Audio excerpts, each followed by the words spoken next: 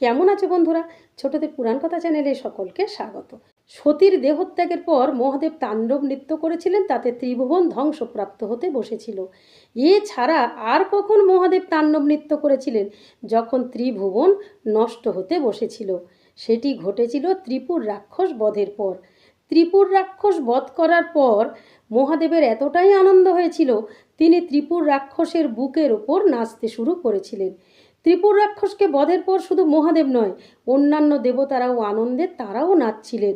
কিন্তু এক সময় তারা নাচ থামিয়েছিলেন, কিন্তু মহাদেব তার নাচ থামাননি। দীর্ঘ 10,000 বছর তিনি ত্রিপুর রাক্ষসের বুকের ওপর নেচে গিয়েছিলেন। তাতেই ত্রিভুবন ধ্বংসপ্রাপ্ত হতে বসেছিল। পৃথিবী তো মহাদেবের সেই ভার আর সহ্য করতে পারছিল না। পৃথিবী থরথর করে কাঁপছিল আর ক্রমাগত পাতালের দিকে বসে যাচ্ছিল। দেবতারা দেখলেন মহাবিপদ। তারা মহাদেবের স্তব করতে শুরু করলেন। বললেন, প্রভু, ত্রিপুর রাক্ষস বধ হয়েছে, স্বর্গ রাক্ষস মুক্ত হয়েছে, আপনি এবার আপনার নাচ থামান।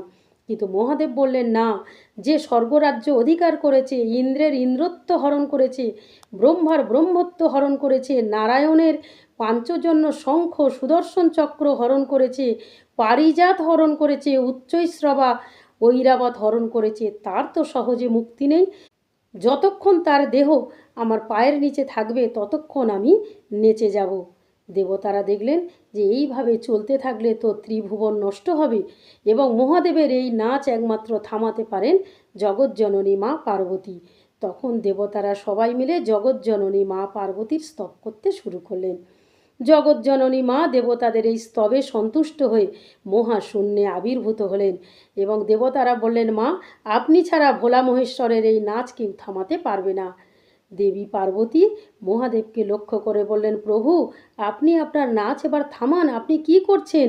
স্বর্গমর্ত পাতাল যে ধ্বংস হয়ে যায়। মহাদেব মায়ের এই কথা শুনে মহাশূন্যের দিকে তাকিয়ে রইলেন এবং তার নাচ থেমে গেল।